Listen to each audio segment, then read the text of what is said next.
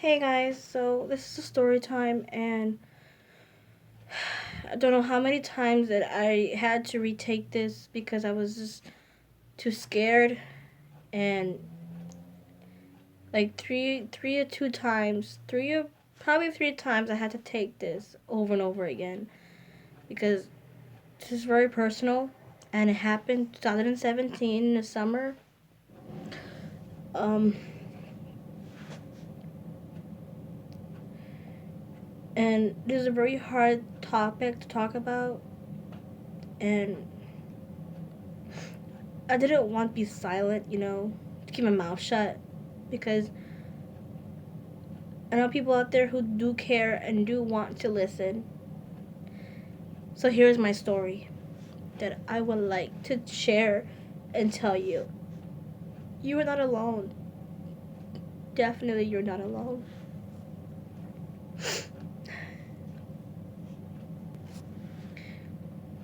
This is my story, and I want to tell you. I hope this video won't be too long.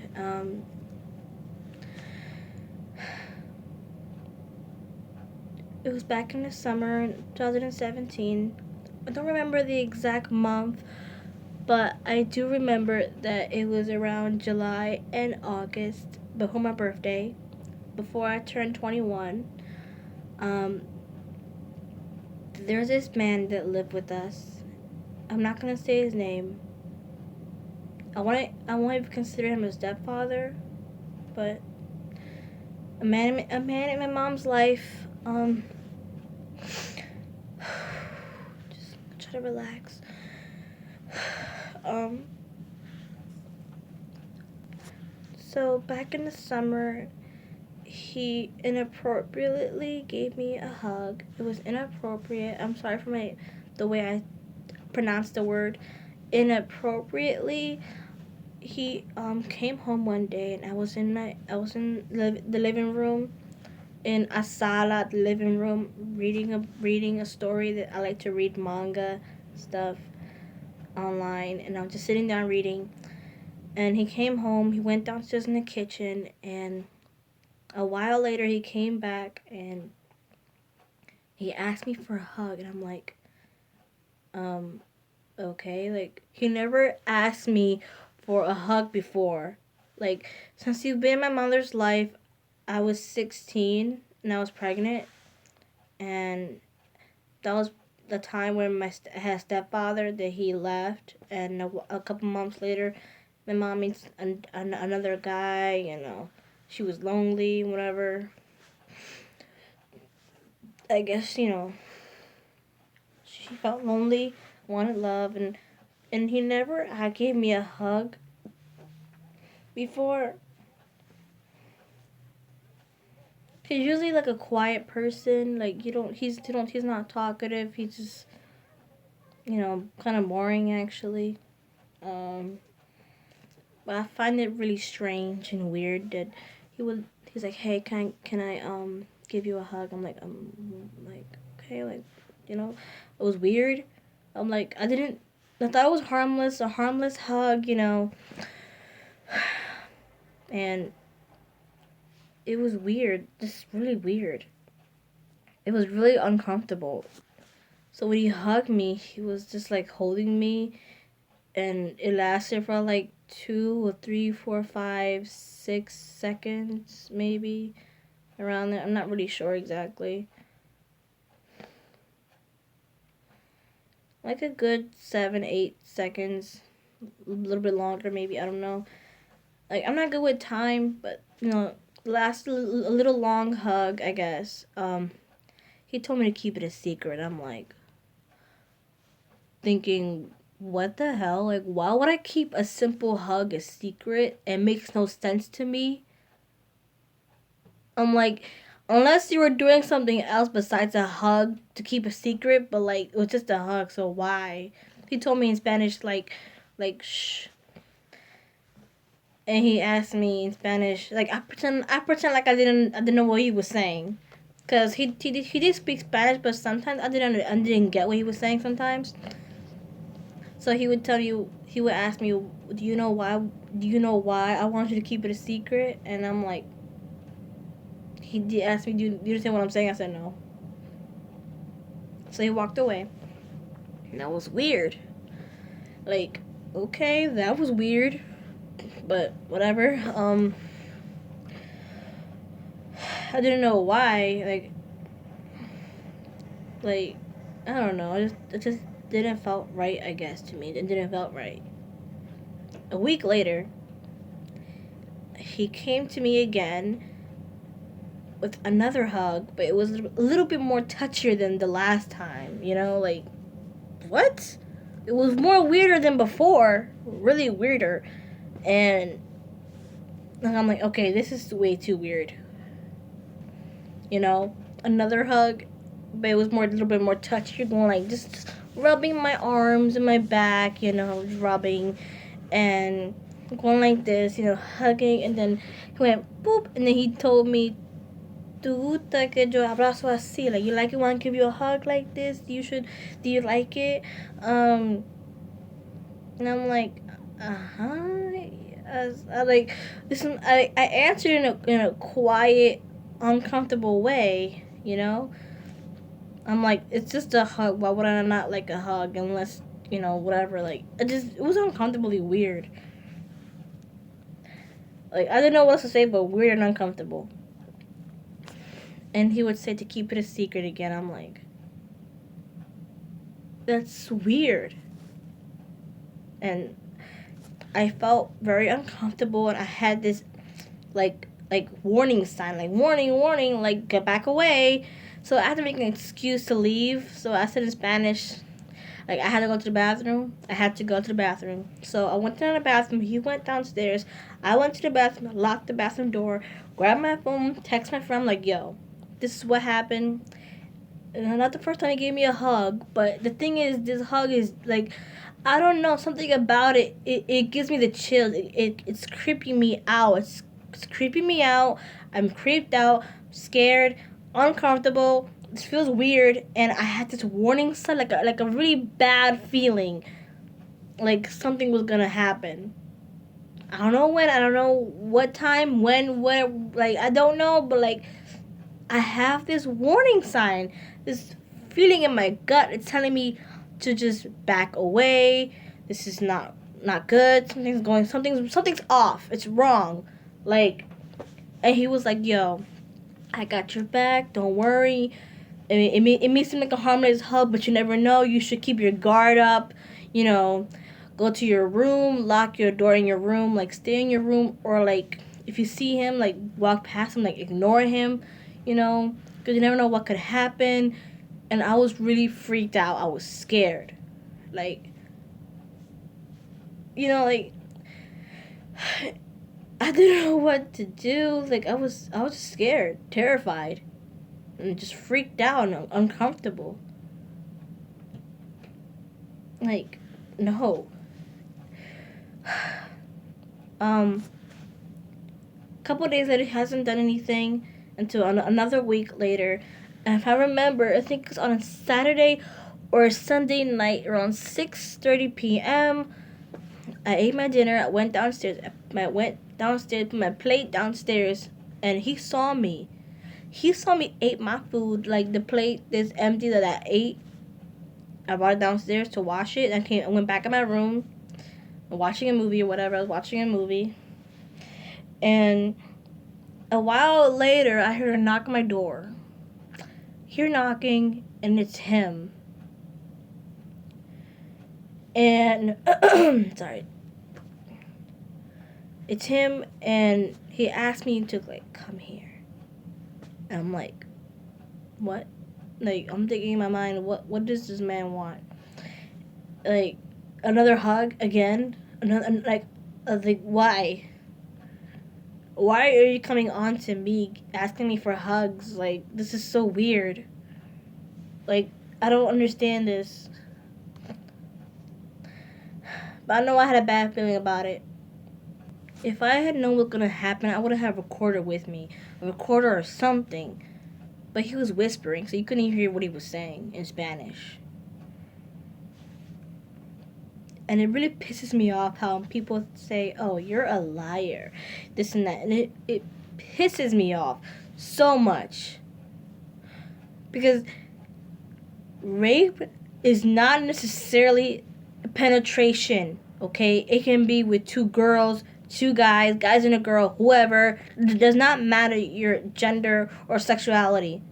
Anybody can be raped, sexually assaulted, harassed, physically, mentally, emotionally, or verbally. Verbal with words, physical, or touch, or manipulate you with your, like, they would try to convince you convince you, manipulate you, touch you, grab you. Even with sex toys, doesn't matter. Sexual assault, rape, harassment, even sexual abuse. It's not just one thing. I said that in my other video, but this is a separate one because this is how I experience PTSD, post-traumatic stress disorder. Now, for some people, it's most severe than others. In my case, it's not that severe, but I had experience with that. I'll let you know what happened, and it wasn't just him touching me.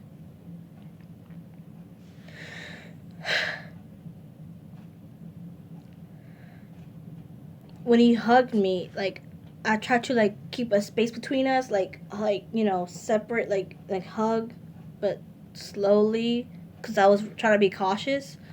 But he grabbed me, like, close to him, my back, and rubbing all over me, my arms, my legs, my ass, my back, my thighs, and I tried to trying to push him off, like, trying to get away from him, and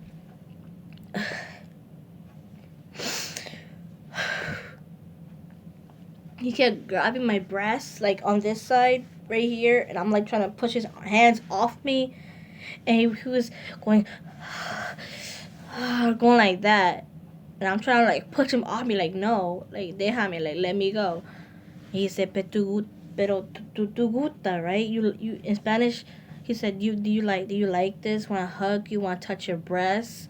And I got so disgusted that with all my strength, I pushed him off of me. I said no. I yelled no, pushed him off me. I said no, and then he looked up at me, smiled at me, a creepy, weird, like, to me it was like a sinister smile, very sinister smile.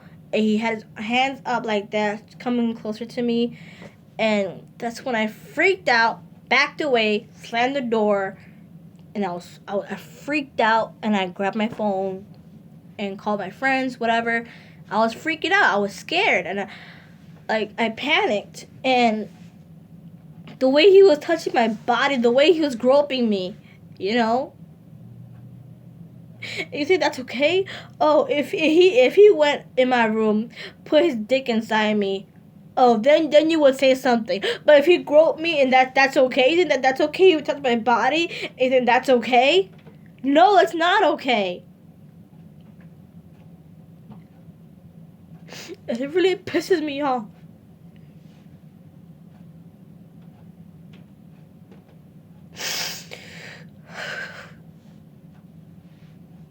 I'm sorry. I just want to cry for a moment because after what happened, my mom came upstairs, asked me what's going on, what's wrong, what happened. And in that moment, I burst in tears crying, saying, Mom, he touched me. He touched me. He touched me, he grabbed me, hugging me, and then he started groping my body everywhere. And I tried to push him off me and stop him. I said, no. I yelled it loudly. You didn't think that's okay? It's not okay. She was pissed off at him. And of course she's gonna lie and say, oh no, I didn't touch her. Oh my God. Right. Maybe she's lying. Maybe she's pretending. One of those shows or movies where this girl don't like her stepdad or whoever, and she tries to blame things on him, like, oh, he raped me thing, but it was never real. Well, of course it was real. I did not imagine it, okay? I know what happened. I know he touched me. I know they were groping me everywhere, touching me. And of course I hated it. It was felt disgusting and it was uncomfortable and I hated it.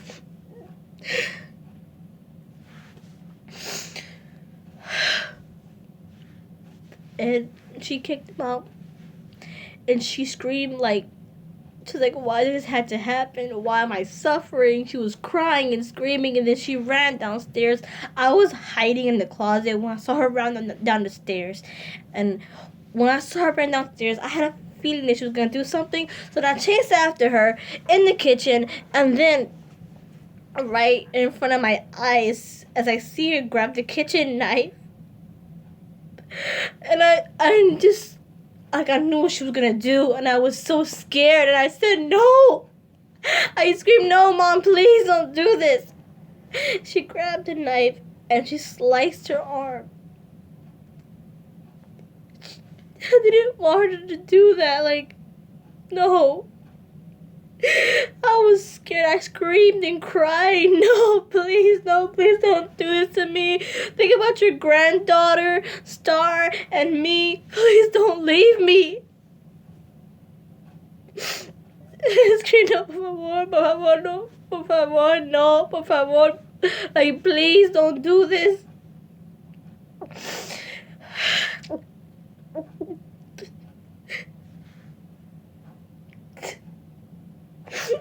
And I tried to stop the bleeding.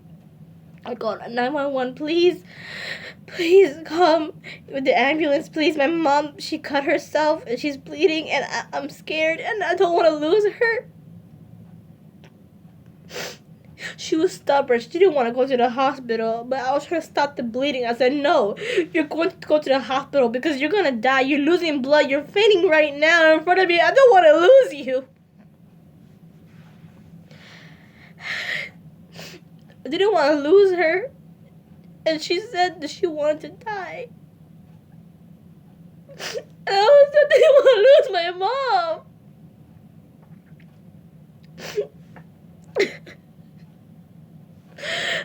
I didn't want to lose her.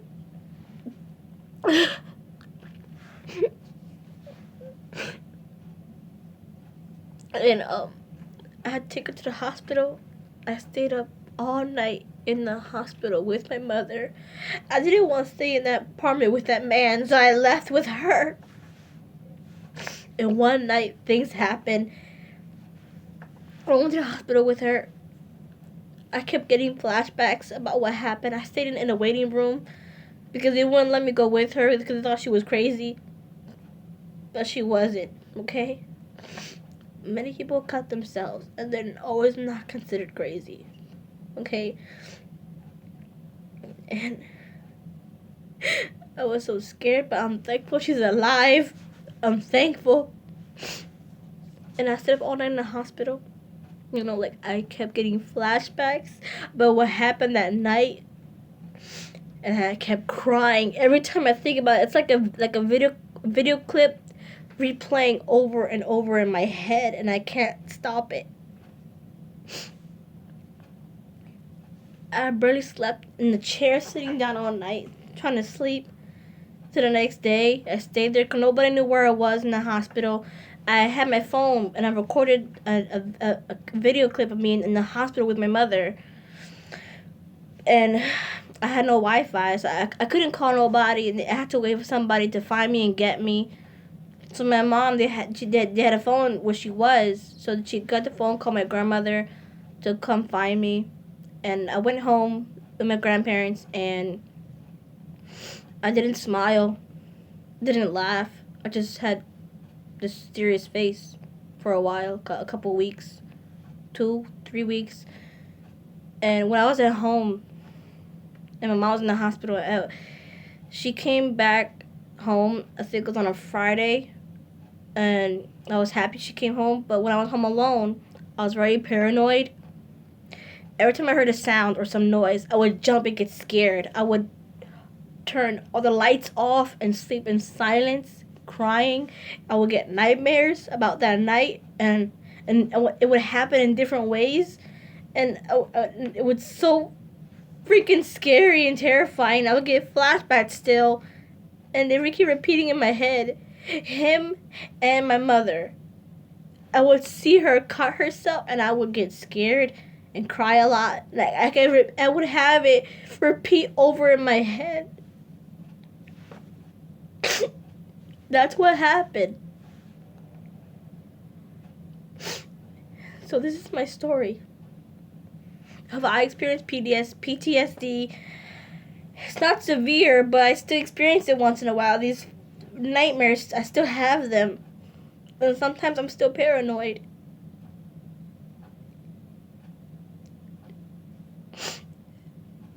But things are okay now. I don't want to make this video any too longer than it already is. And this is the end of my story. Please leave a positive comment and subscribe for more videos, Storytime, vlogs, LGBT video topics, or bisexual topics of, or, being a young mom, and how my life is now with my daughter, and how I struggle being a young mother, a single mom, and all this stuff. And yeah. Hope you guys like this video, the story, and I'm going to be stronger. I'm not going to let this affect me too much. And I want to tell you the story. I wanted to share with you what happened. And it's okay to speak up about it. It's okay to speak up. It's okay. And you're not alone. And we're all stronger together. So please, thank you so much for listening, for watching this video. Thank you so much. I love you all. Friends, family, subscribers, fans, everyone, I love you. Thank you for subscribing to me and for listening. Everything. Thank you. Bye, guys.